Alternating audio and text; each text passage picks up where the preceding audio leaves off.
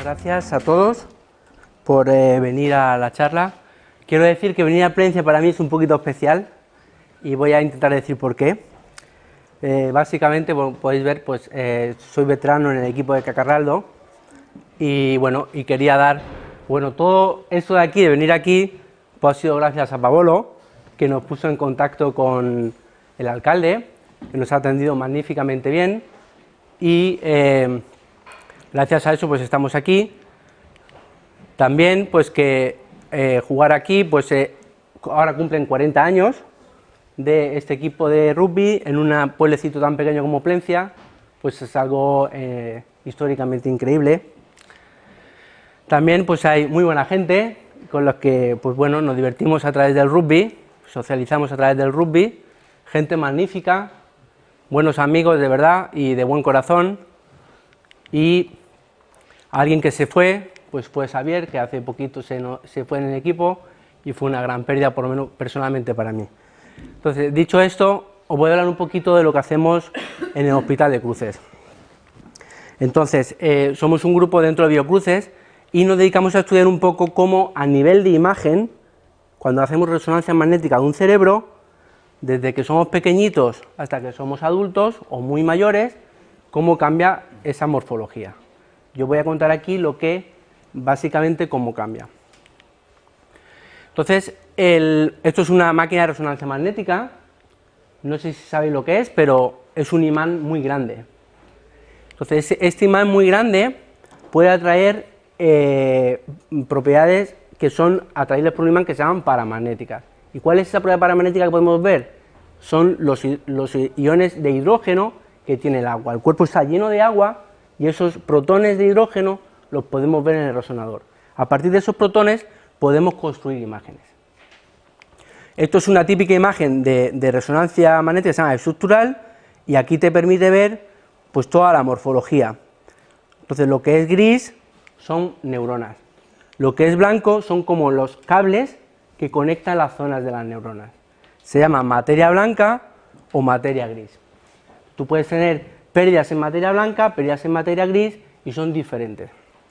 Algunas patologías son de un tipo y algunas son de otro. Entonces, fijaros simplemente un corte de un cerebrito de una persona de 17 años versus 72. Y eso no es una persona enferma, simplemente es una persona que tiene 72 años. Como podéis ver, simplemente el cerebro en volumen pierde, se va secando un poco, y todas estas cavidades de aquí es lo que se llama como atrofia cortical. Entonces, un cerebro atrofiado es un cerebro donde ha tenido pérdida neuronal en materia gris que una persona joven no la tiene. Y además, fijaros este tamaño de aquí, se llama el volumen ventricular, son los nutrientes que tienen las neuronas. En el líquido encefalorraquídeo hay muchos iones que las neuronas comen y esos ventrículos se llenan de agua. El tamaño de ventrículo grande es un indicador de demencia. Entonces, en personas donde el cerebro está más desgastado, tienen más tamaño ventricular. Entonces, simplemente algunos datos, pues el volumen incrementa un 25% desde niño a la adolescencia, luego se mantiene el volumen del cerebro y envejecemos y vuelven al tamaño del niño. Es como si fuera un loop, un ciclo donde crece en adultos, se mantiene constante y vuelve a los mismos tamaños. El volumen de la materia gris decrece menos que el volumen de materia blanca, o sea, se pierde mucho, se desconecta mucho más un cerebro que las neuronas se van perdiendo.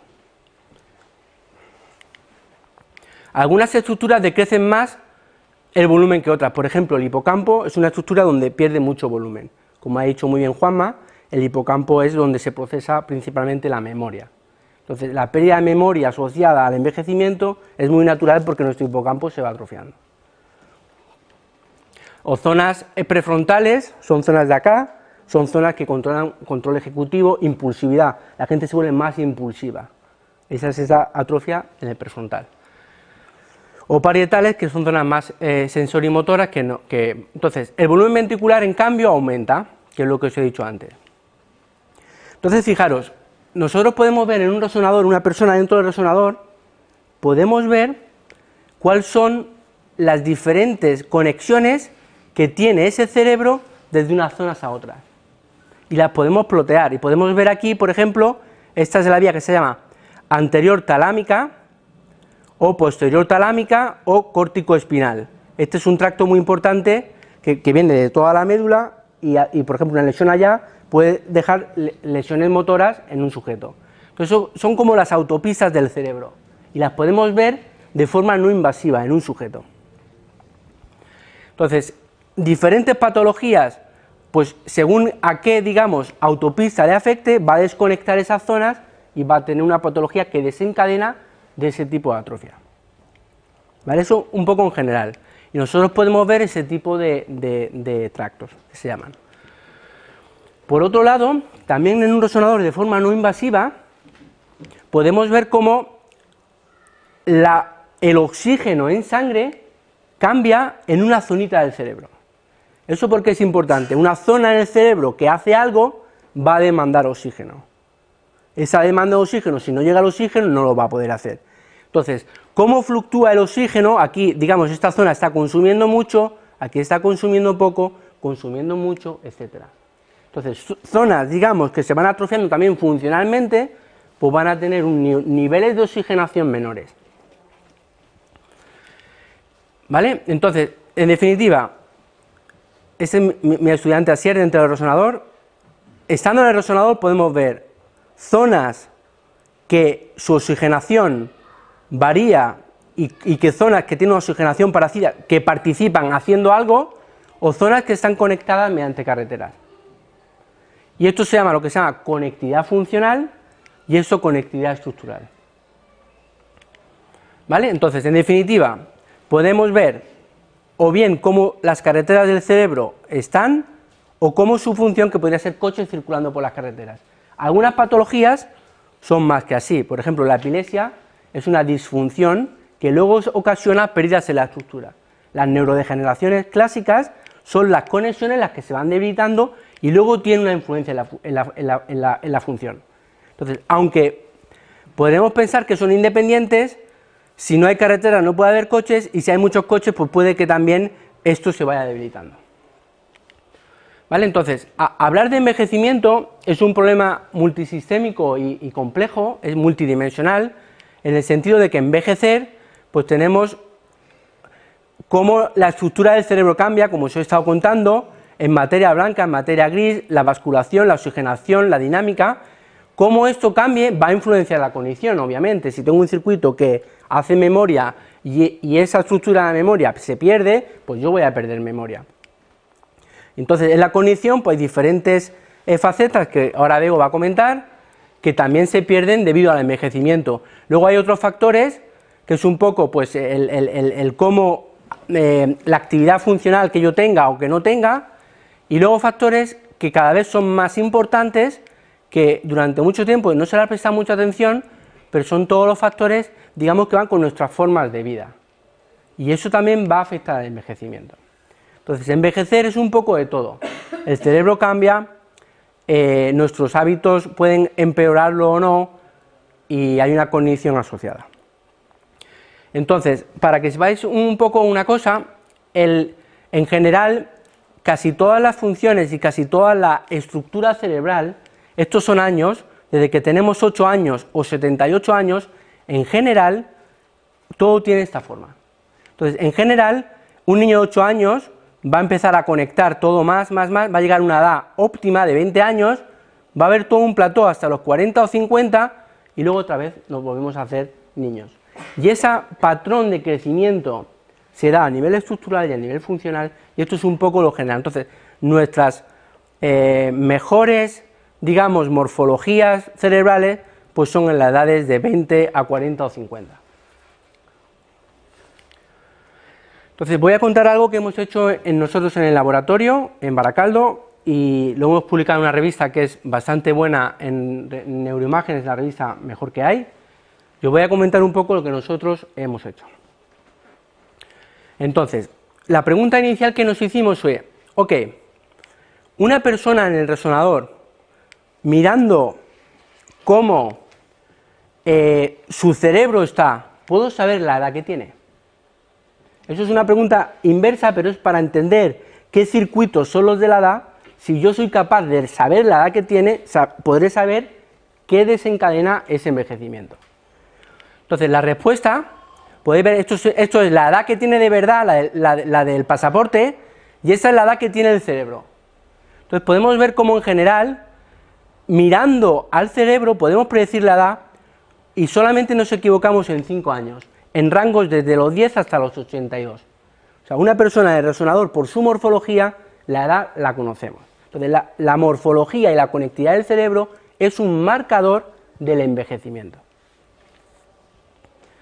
¿Ok? Y entonces, ¿y cuál es el circuito que mejor predice la edad que tenemos? Es un circuito que se llama frontoestriato talámico.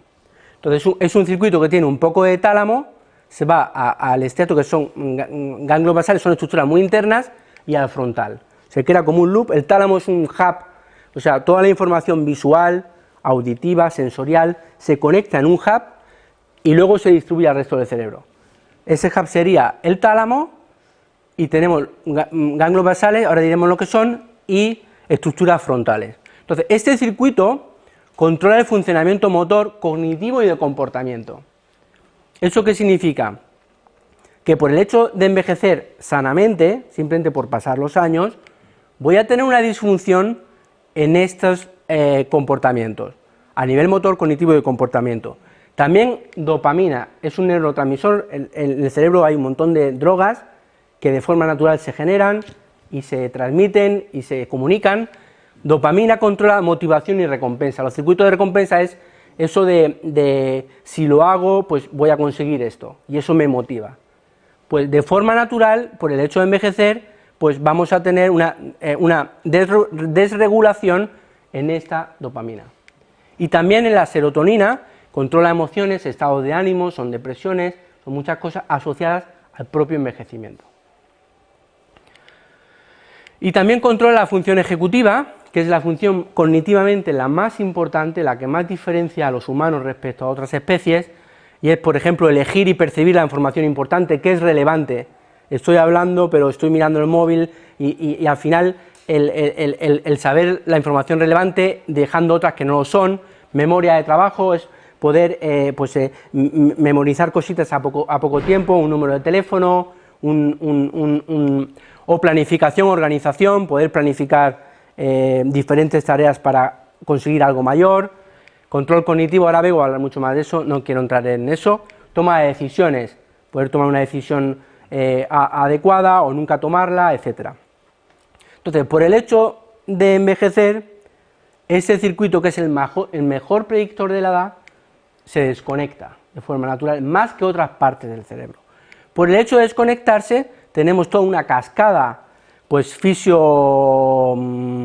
neurotransmisor, patológica, etcétera, que nos va a afectar. ¿Vale? Entonces, bueno, esto es un poquito más técnico, pero no quiere decir que el único circuito que se desconecta es este. Hay muchos otros que también se desconectan. Y, por ejemplo, así como las demencias tipo Alzheimer son características de la desconexión del hipocampo, pues en envejecer sano, pues nosotros decimos, fijaros, esto sería los años, y eso, ¿cómo se desconecta? Pues este circuito se desconecta más que el circuito del hipocampo, aunque también se desconecta. ¿Vale? Entonces, una cosa que estamos trabajando justo ahora es en personas adultas, mirar los niveles de actividad física que tienen, cómo modifican a la edad del cerebro de esas personas. O sea, por el hecho de hacer actividad física, mi cerebro se va a volver más joven. ¿Es eso verdad? O si no hago actividad física, mi cerebro se va a hacer más adulto. ¿Es eso verdad? Entonces voy a presentar datos que están sin publicar, pero en efecto es así.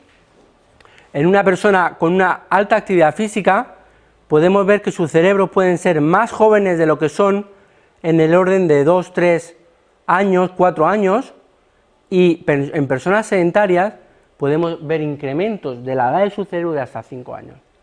¿Qué eso significa a nivel de comportamiento, etcétera? Pues no lo sabemos, pero ciertamente la propia morfología se puede cambiar con niveles de actividad física moderada o no hacerla.